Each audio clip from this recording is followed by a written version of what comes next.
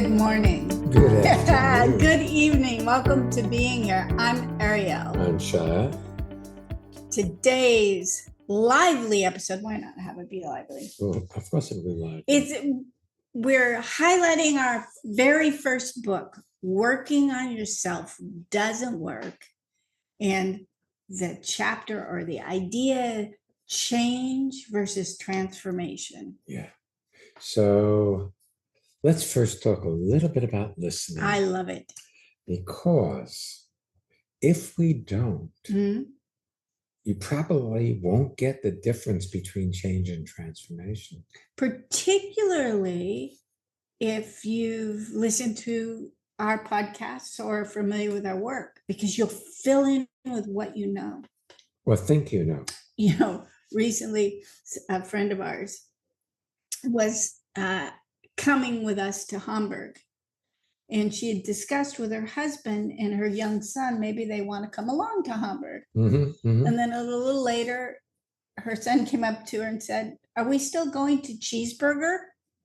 Because in his mind, Hamburg and cheeseburger were the same. Right. So we will, if you don't really listen, you're going to fill in with what you know, what you expect. Or what you believe to be, what you think it means. So listening.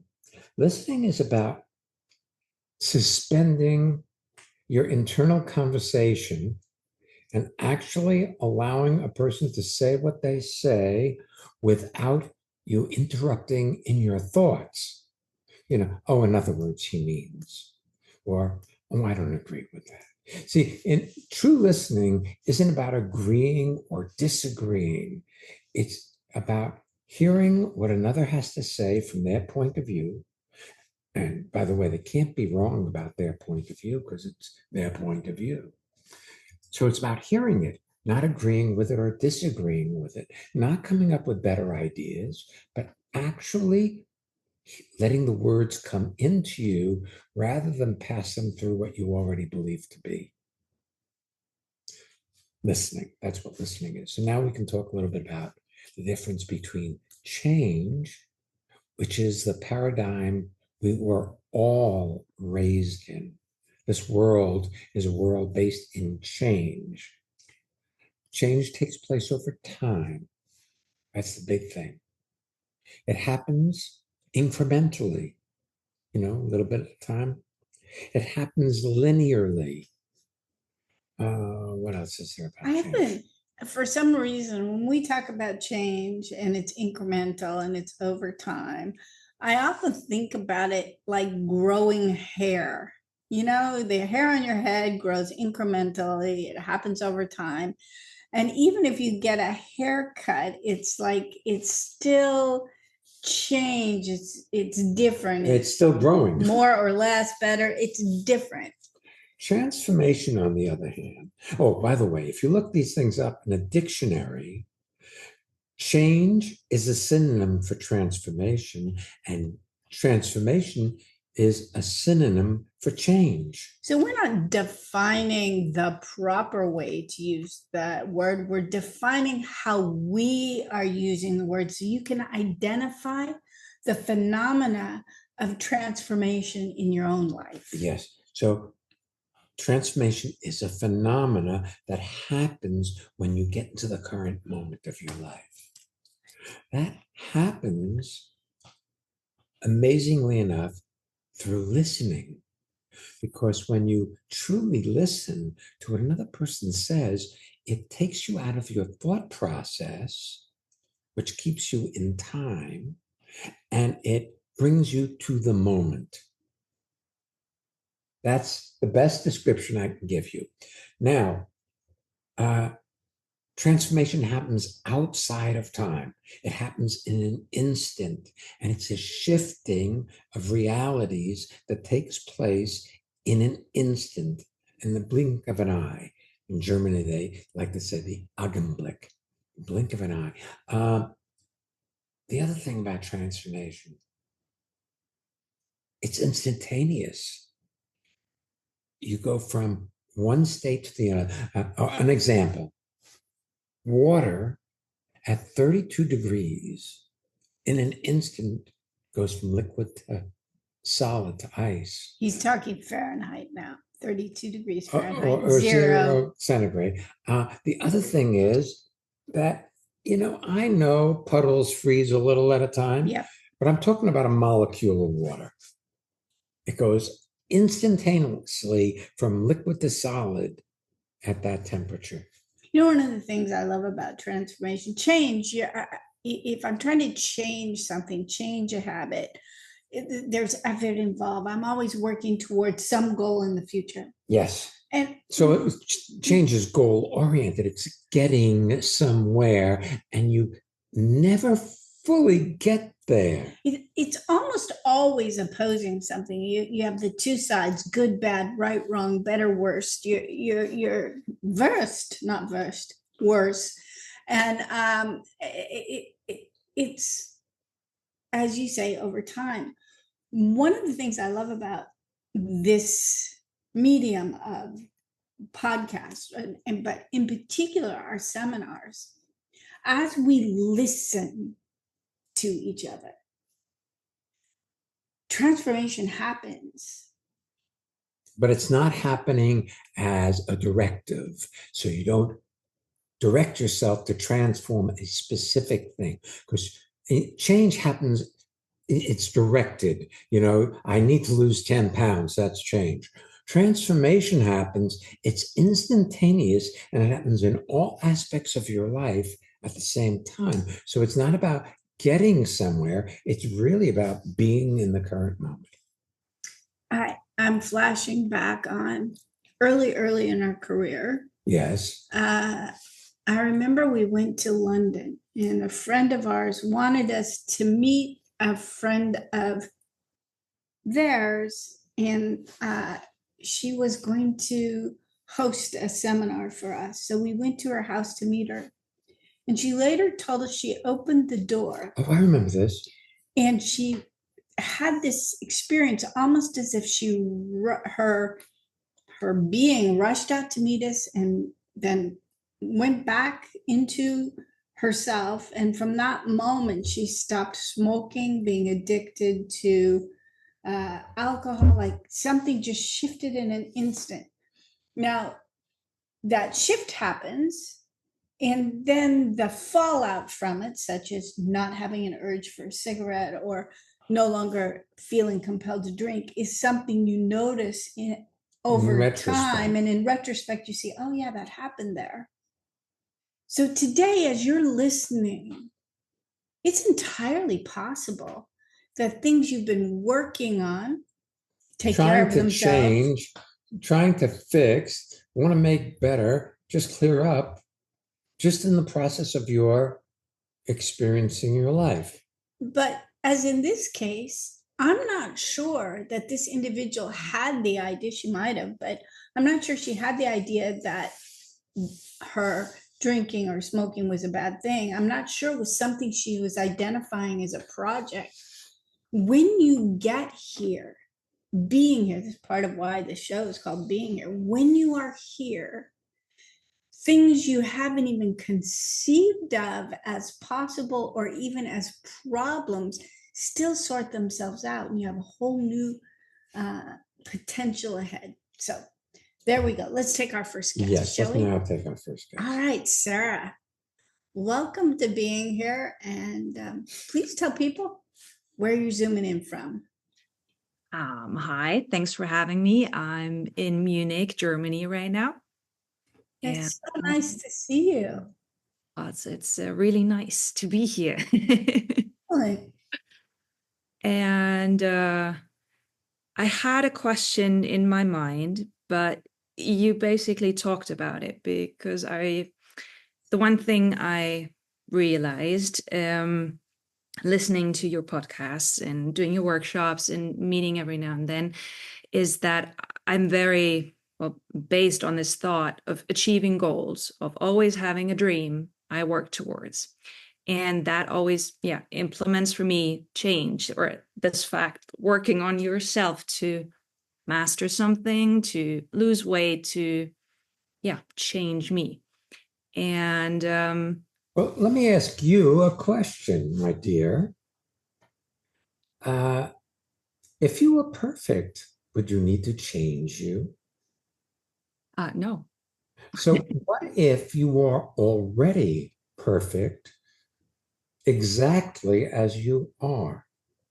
Now, I know a little scream happens in you when I say that.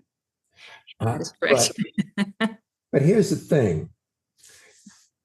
You were raised in a culture that had standards of beauty, had standards of behavior, had standards of what wealth was, what happiness is. There are all kinds of What standards. success is. Exactly. And so uh, you were programmed by that culture to hold yourself. And by the way, most all cultures do this, so it's not just Germany. Uh, you are programmed to hold yourself as in a process of getting there. Someday, when you first learn to tie your shoelaces or to read, uh, you know, or you first started school, you looked up to those kids that were bigger as what to aspire to. Uh, what if Absolutely. you're perfect? What if you are exactly as you're supposed to be? Like there's nothing wrong with this being who calls herself Sarah. That would be an immense relief. But There was another question I had when you were talking. It Mhm. was by achieving the goals you have achieved, did they produce Lasting. lasting satisfaction? no, they did not. Well, then, see, then you are perfect. That's perfect because that's the true answer is you achieve a goal and there's some immediate elation or satisfaction. But the reality is, then the next thing that you think you need to achieve to feel good about yourself comes along in your mind's conversation with you about what you need to be a better you. And I am convinced that you are already magnificent exactly as you are. Now, but you're not. I think something hidden in your laying out of your initial question, Sarah, is this misconception most people have. They have the idea that if they start living in a transformational framework, that they'll stop driving or They won't have incentive they won't have to incentive to go for their passions or reach their goals or dreams. And change does not contain transformation. It's just a grinding forward to be better, better, better, and analyzing the past and then trying to fix it. Transformation, on the other hand, includes change. So you recently did a weekend seminar with us virtually. Yes. Did you find as you dropped into the moment, because that's was really happening over the course of the weekend, did you find yourself unmotivated to do things? I mean, of course, in that moment, if we're sitting there listening to each other, but did you, over the week that followed, did you suddenly say, that's it, I don't need to do anything more? Or did you find you accomplished those quote goals effortlessly? The latter, I was lost in my thoughts and thought a lot, but everything seemed a little more effortless, and I was actually able to see a lot more of the moments where I want to say I judged myself, or where I would usually go like, damn, you didn't do this, or damn, you didn't do that. And that was definitely effortless. Or That's, just Well, you said you thought a lot. Well, you've been thinking a lot your whole life. I have a feeling you became aware of how you've been being, and you noticed when it wanted to spiral into the being hard on yourself thing. absolutely. And what I felt was at one point it was beautiful and relaxing and relieving. Most often when I sort of was with my kids, or when I was able to just, do the laundry without actually pondering, like, why am I the only one doing it? And I just did it. And suddenly my husband took out the trash, and I was like, okay, that actually works if you just, let go and see things. On the other hand, there were moments where, of course, the whole judgment came back. And to get, Can I get personal? How old are you? I'm 39. Actually, Good. my birthday was yesterday. Sorry, I'm not supposed Happy birthday. Happy Well, birthday. I like that. That's Look, sweet. could you have done the previous 39 years any differently than you did? No. So that you discover, it's like, yeah, okay, it's like you're in a darkened room and you're tripping over furniture. And then you turn the light on, and suddenly you don't trip You're over like, anything oh. anymore. Well, you've been going through your life as though you're in a darkened room, nothing personal. That's how we all are. And then you do a transformational seminar, and suddenly you realize there's other possibilities outside of what you've been seeing. And it's like turning on a light. So, of course, you've been thinking a lot, because you've been thinking a lot your whole life. That's one of your great assets. But when you overthink, it becomes a deficit, you know? I have to say, I love that you had a real time example of letting go of the list. I did this, so you do that. I love that she was aware that her husband, without asking, took the garbage out, you see. So, but if you have this complaint about he should do his share, well, then you're always watching to see that the balance is in place. Now, mind you, I don't have kids, so I probably don't have as much laundry as you, but I love doing laundry. This is not a complaint for me. And I actually love it when Shia helps me fold it from time to time, but it's not a requirement.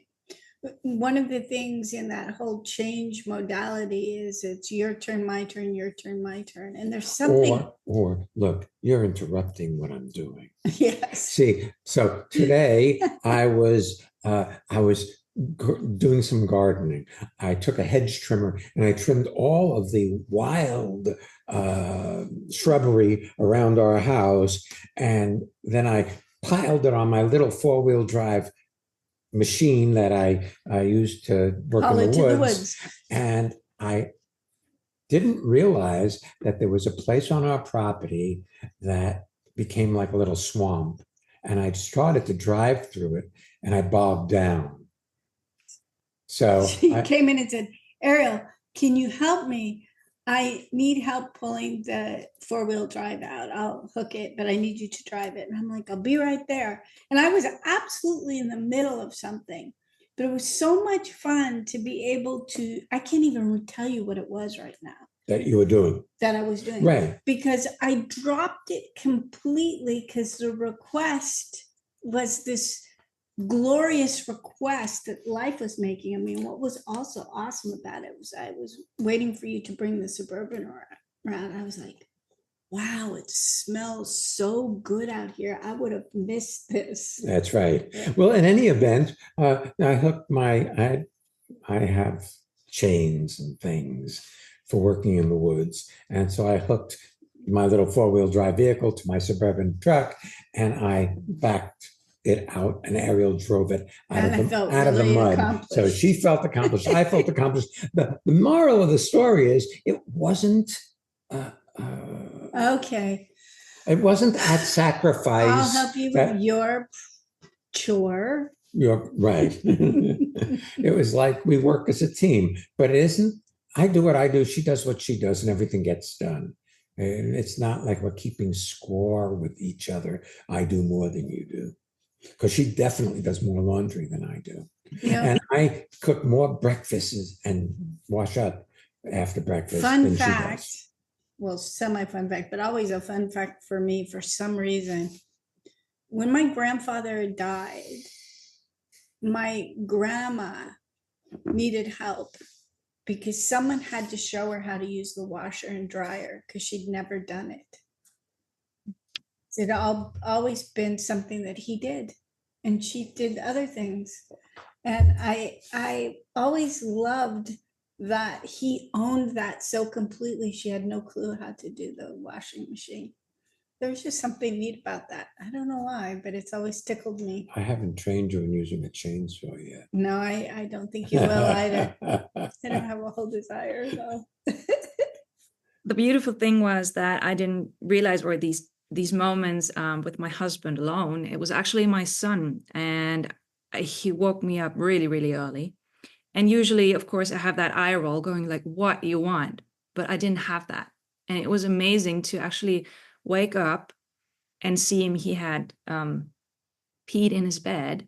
But this was the first time I woke up, and all he wanted was like, Mom, I took down all the bed sheets, but where are the new ones? And I was so flabbergasted because it was the first time he ever did it. And he did it sort of, 5 o'clock in the morning. He just did it. And he was like, where are the new ones? I'm like, wow, okay, here. He did his bed. He changed everything. And then he just went back to sleep. And I was like, wow. And it felt so nice because I didn't wake up with this thought going like, what does he want? And I just, yeah. Now, can I say something about that? You're describing transformation so effortlessly. I just want to go back to underline a little bit of what you said for the listener. So Sarah's life transformed. And then when that happens, it's not like I had the goal to not be annoyed when my son wakes me up, or for my husband to take out the garbage, or it's like, then you live your life and you see what transformation brings. So when you woke up at 5 a.m. to your son waking you up without the eye roll, you didn't tell yourself, oh, Don't have an eye. Don't resist this. Don't roll your eyes. It was already different. That's transformation, not something pre-planned, something, one of your favorite poems, something I don't know that I may come on randomly. It's like this. It's a poem by St. John de la Cruz, who was a monk in the 17th, 16th century. I'm not sure, but he wrote this poem called Something I Don't Know. And there's something so beautiful about that. Where does it go? I wish. Oh, I can't. You'll have to look it up. I'll have to look it up again. If it's people have access to Google. Yeah, but that's so sweet, Sarah. Yeah, congratulations. And I know that was your first weekend with us. Transformation is interesting. It is instantaneous and it's cumulative. I mean, here you are. Very shortly after we're having this conversation, this is lovely. That's why we do the Living Made Easy seminars. That's why we have the podcasts and the blogs and the newsletters, because it just gets easier and easier. And the other thing is this: the world we live in is all based in change, not in transformation. So it's all about getting somewhere. And when they get there, it's not satisfying anyway, you see. Transformation, you find yourself in the current moment of your life, and you're perfect there. And by the way, I really like your sweater. Yeah, me too. It's fun. My mother-in-law did this for my birthday. I love it. It's wow. Beautiful. She's calling to kindly tell her how much we appreciate it. Yeah. I will. It really is very lovely. Yeah. Transformation is this amazing possibility that most people never discover because they're so busy proving that they know everything they need to know. The other thing is most people are habituated to, when they're uncomfortable, looking outside themselves for and blaming it on circumstances. Well, somebody in their circumstances that's causing their upset, like their kid waking them up at 5 a.m. Absolutely. May I ask one thing though? Sometimes I catch myself being scared. Like I want to say, thinking about goals or not thinking about goals, it feels like a loss. Like it's feels like, that was something I always aimed for. And as beautiful as these moments are, and I do catch myself thinking like, Well, can I have no goals anymore? Where do I go? you have all kinds of goals. All you have to do is look around. You'll see there are things that need doing. And you don't have to make a goal to keep your dishwasher clean, or your dishes out of the sink. That doesn't need to be a goal. It's one of those things you see there are dishes there, you wash them, done deal. Maybe you don't need to make decisions all the time. You see, my experience of life is that it shows up with opportunities, and I can either handle it in the moment or I can resist what is, which keeps what is coming at me all the time anyway. You don't do the dishes long enough, you have to buy paper plates. Yeah. uh, so, but if you look and see what life requests and are willing to be a slave to your life's requests, as opposed to feeling like a slave, suddenly you're free. See, it's only when you resist something that it sticks around, that it causes you angst and upset. The resistance to what life requests causes most of us to be upset most of the time. It's just so easy to look and see what is calling you, and if you do it, it's done. If you resist doing it, it's constantly nudging at you to fix me, fix me, fix me. I really see it this way of being, this way of living is not anti-goal. It includes that you have heartfelt desires, but it doesn't have to be linear. I have seen over again this year how when I'm here with you and I'm fully engaged, when I go back to my photography or my fly fishing or typing, whatever writing, I am better at that without having practiced for having been fully here. You are in a perpetual state of expansion. If you're here, but if you're lost in your thoughts about a future or a past, then you're not really here. See, no two things can occupy you at the same time. You can only be where you are, or you can be where you're thinking. When you're where you're thinking, you're not where you are. That's how accidents happen. They do. Was there a game Monopoly? Do not pass go. Do not collect $200. It's like you go directly to jail. Yes, that's a little bit like thinking about how to do your life right. You get stuck. You don't actually, because what you resist persists, grows stronger, dominates your life, dominates your moment, repeats. When you're here, everything completes itself as you engage with it. So it's not about getting somewhere. It's about actually just being with your life as your life shows up. And if you attain that state, you don't have to worry about goals. Everything you need will be apparent. Life keeps revealing what will support you. In a way, I know you said the word attain, but it's almost like fall into that state. You're here, you're making yourself accident prone for that state.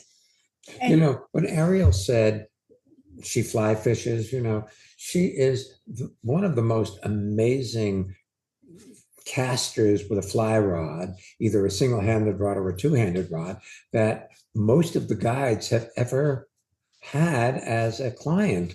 And they tell us that. And we've been, doing this and work. And she doesn't practice. She doesn't practice. She just picks up the rod and see how it works and does it, which is like life. Similarly, I'll bet you if we ask you a list of goals, one might be to appreciate your family more, for instance. Most people have something like that, or to not get irritated with your children.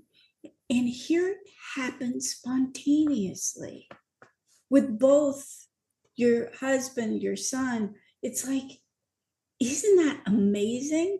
That's amazing. You know, It's absolutely, yeah. say that again, please. It's absolutely amazing. Yeah. If you can. Well, congratulations. Transformation is about the effortlessness Of of life. being here. Yeah. It's not about getting somewhere. It's about being where you are in the current moment. That's all it really takes. And then life, woof, magnificent. You know, today I have not cut the shrubs around our house since they were planted there maybe 5 years ago. That sounds tall. And today, in about an hour, and there were quite a few shrubs actually, That needed trimming. that needed I did them all and carted away 90% of the debris. And you know, it's neat. It was kind of effortless. When I looked at it, it looked like it hadn't been done recently. I mean, and it just looked natural, like it had been that way forever and should be like that. There was something very sweet about it. But you see, when you're fully engaged in what you're doing, not lost in thought about what you should be doing, you get an amazing amount accomplished in very little time.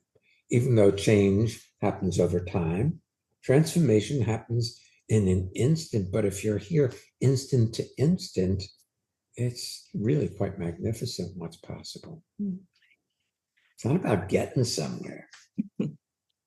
Yeah, that will be a big thing to remind myself of. The interesting thing was that last week I actually had a call from a colleague and he asked me to do something I really did not want to do. And I realized during that call how much I'm resisting and caught myself. And I was like, just give me a couple of days. I'll figure this out. And I hung up and it took me half an hour to figure it out, to do it. And send him sort of an email. Yeah, thanks for having the patience with me on the phone just a moment ago, but here it is, what you wanted. And of course, it's not difficult, but that was also a very interesting moment for me to actually realize how much I resisted and how much that, blocked. Well, here's the thing, Sarah, what you're going to discover is all the ways you resist life. Because that's the way you've been going about life. And now anything you see without judging completes itself. And then, boop, oh, I can do this. It only took me half an hour. Right. The starting place is not where we would necessarily prefer. The starting place is where we are. When you see where you are, you can get anywhere. I'm telling you, if you haven't read Working on Yourself, it doesn't work. We have it in English. We have it in German. I think it's in other languages too. But there is a thing about starting where you are. From there, life is magic. I should get that. I think I have the one about relationships from you, but I don't have the first book. You can have it. You can get it on Kindle. You could also get the audiobook if you like audiobook. That's good. Yeah, Ariel reads the audiobook. Yeah, it's fun. So it's in English. It's like me talking to you. We haven't had a guest holding, so we should probably go. This has been so much fun. Yeah, really excellent. Thank you so much, and I hope you will come be a part of being here again sometime soon. I will. Thank you. Mm-hmm. Cheers. Bye.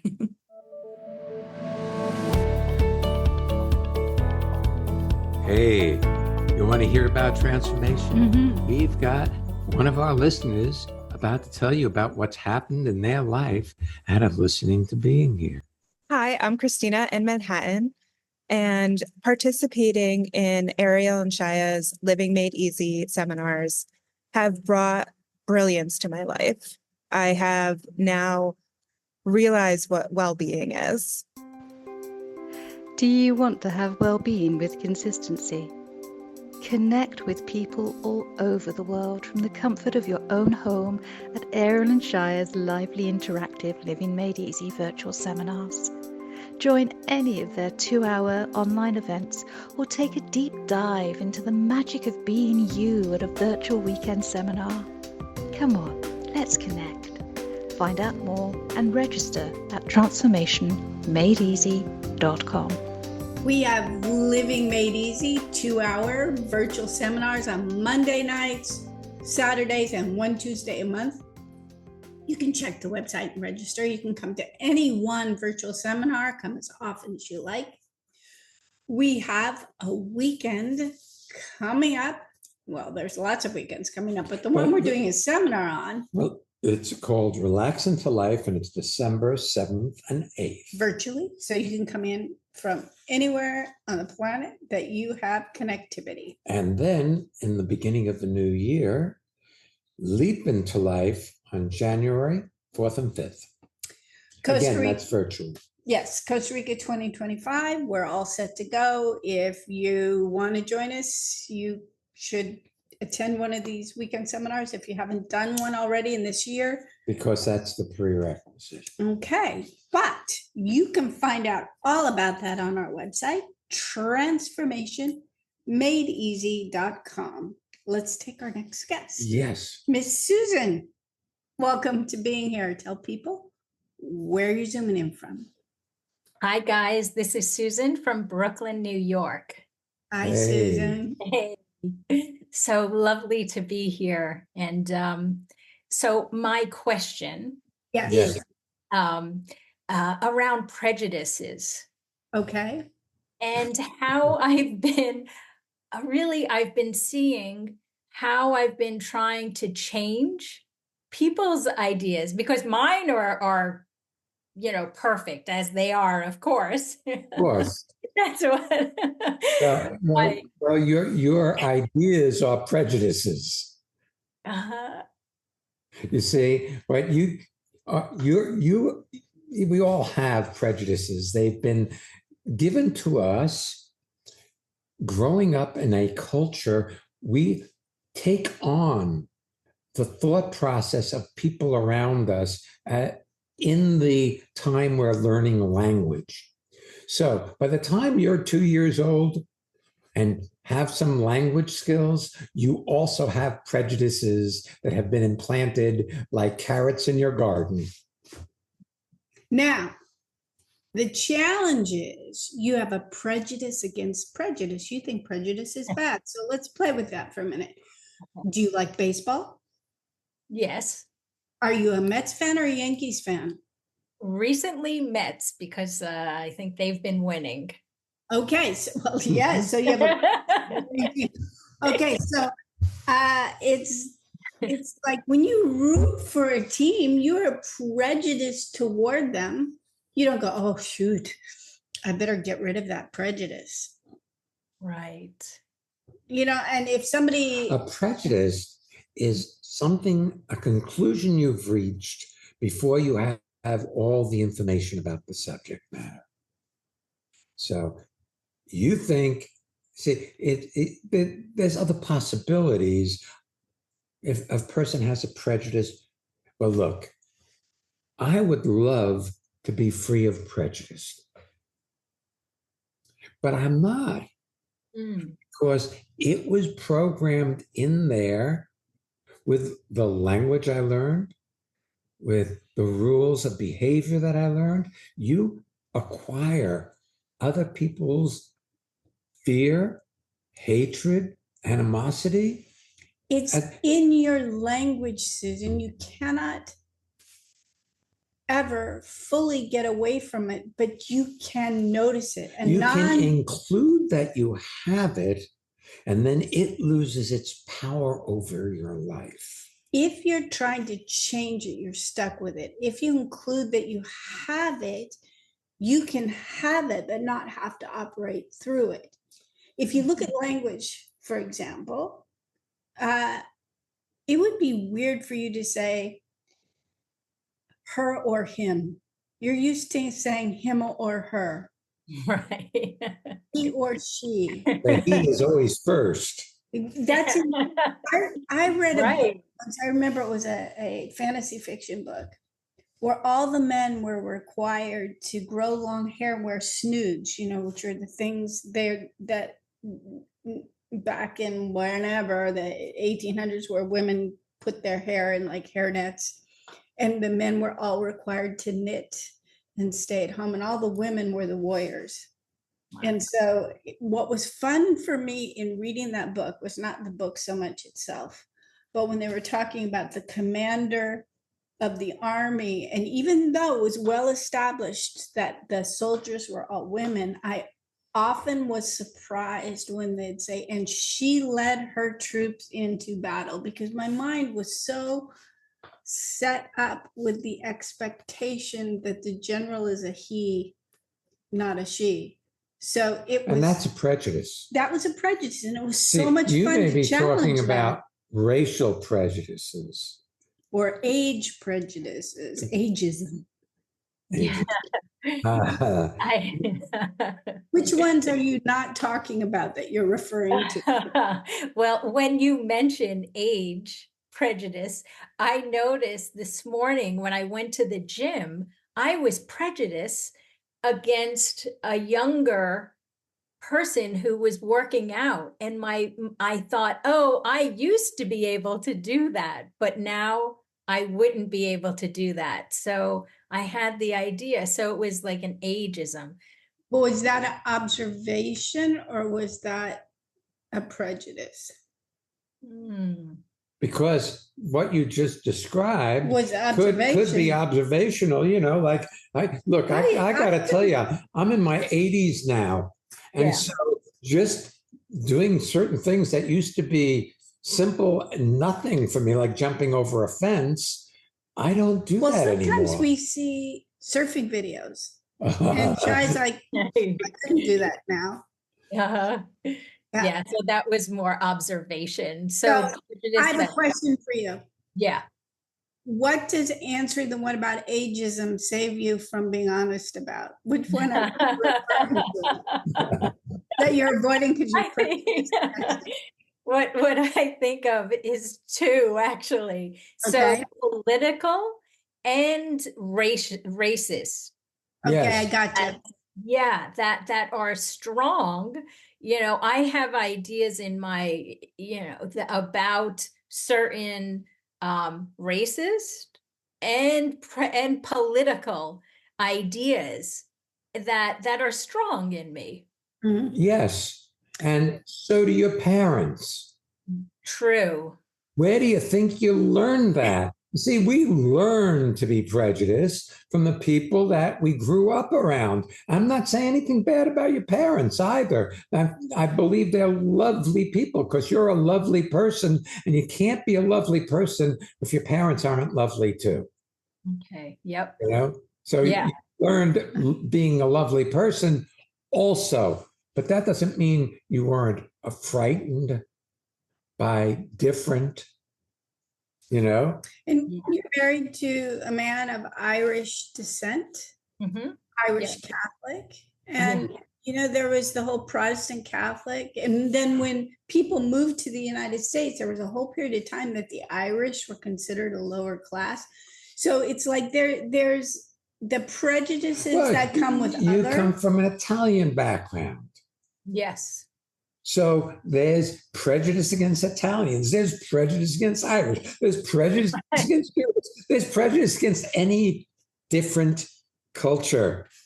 And then within the culture, there's the too conservative or the too liberal of that culture. So you can't do it right enough for those people, but you can discover what your truth is. Well, and you will always have prejudices because they're hardwired in. See, it's like the language you speak is hardwired in. And of course, you can learn to watch your diction so you say things perfectly. But that doesn't mean that when you get upset, you don't flip back to the way you used to speak. So one thing is when the prejudices come to the foreground, Susan. Yes. For me, I'm like, oh, I must be upset. And the other thing too is like, I know that this episode will air after the presidential election in the United States, but we are recording it before. And there's currently a buildup of you have Democrats versus Republicans, Republicans versus Democrats, and they're, maybe versus the people who don't care enough to vote if you're hoping to win somebody over to your side. And it's heating up right now. There's something I've noticed, that getting involved in arguing for my point of view, I'm not saying arguing with you, I'm saying arguing at home with the TV or with a news feed, something is a way. First of all, I think people do it as sport now. It's almost like bet, going for the Yankees or the Mets. But it's also more comfortable than living my life. Being concerned or arguing for or against something it's a diversion. Okay. Yeah. And it's in the zeitgeist right now, that the overall thing. You've trained me well over the years. You've made me a generous person where I didn't used to be. So I went to the drugstore today to get some eye drops. And when I was paying, she said, would you like to make a contribution for that storm that, and the hurricane. The hurricane, you do 50 cents, you can $1, 5, 10. That was the top. I said, okay, put me down for 10. And she was blown away. And it wasn't something I thought to do.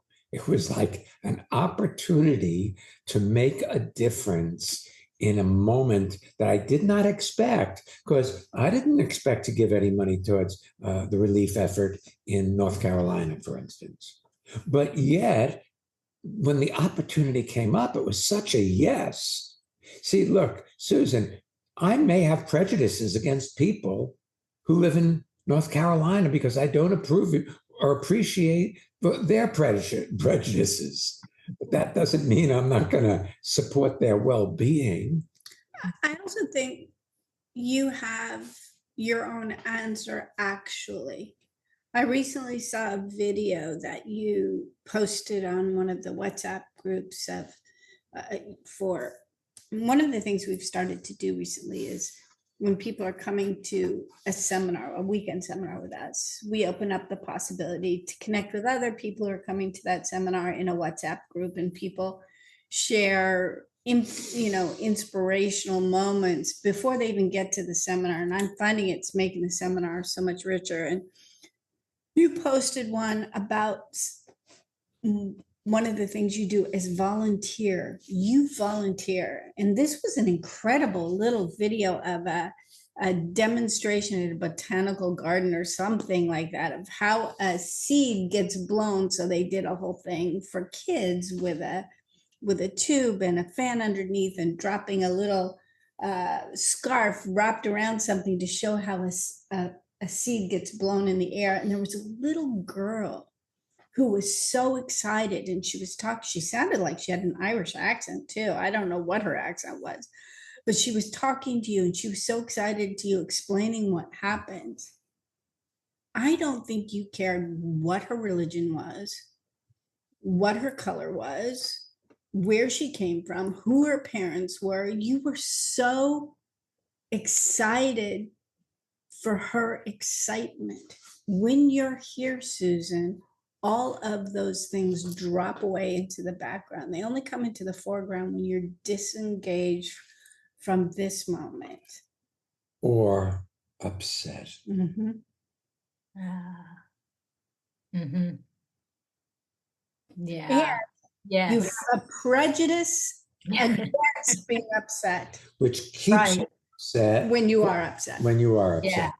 Yeah. What you resist persists and grows stronger. So if you don't like being upset, well, that's where you stay.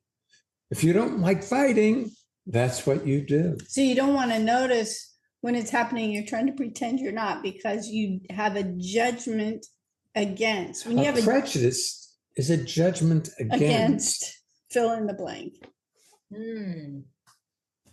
Yes. Subject you brought up, Susan. Yeah. I don't think we've ever talked about prejudice that way before, but it's really true. It is Really? a judgment against Right. something you're trying to change because you think something else is better. So if you take a look at what Sarah just talked about in the earlier part of this podcast, it wasn't like my son peed the bed and someday maybe there was something. She was excited that he had the wherewithal and the impulse to strip the bed, take care of it himself, and get new linens. So the peeing of the bed, waking her up at 5, all of it was inspirational as opposed to a problem, because it's not something in that moment she was judging. It was something she was experiencing. You know, and it's really cool to experience your life as you're living it rather than judge yourself for how you live. Yeah. Yeah. It feels like I've been judging so much around me and around me. And well, yeah. Here's my what else experience. is there but you when you're upset? But here's my experience of you, Susan. Okay. And I'm not around you all the time, but I did see you in the more recent weekend seminar, and I'm watching your face today and hearing your words and being with you. Look, I'm very happy for you. Really, I'm proud of you. I'm very happy for you because I'm seeing you living your life as a transformed being, and you get more and more there. When you say you're judging everything, I'm like, oh, how great. Because my experience of you is less judgmental. This transformation thing is interesting because it's as if you start seeing clearly. And when you start seeing clearly, you're going to see your judgments everywhere. Yeah.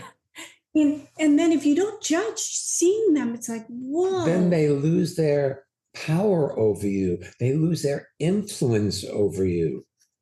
Okay. Just in out of your change modality, we're all trying to be good people. That's right. Get better. Right. Forgive me, Father, if I have sinned. And I will do 4 Hail Marys. And I'll be absolved. Except it doesn't work. In your mind. That's right. That's great. Thank you so much. Thank you so much. It's being been here. great, What a babe. treat. Real treat to be with you today. Yeah.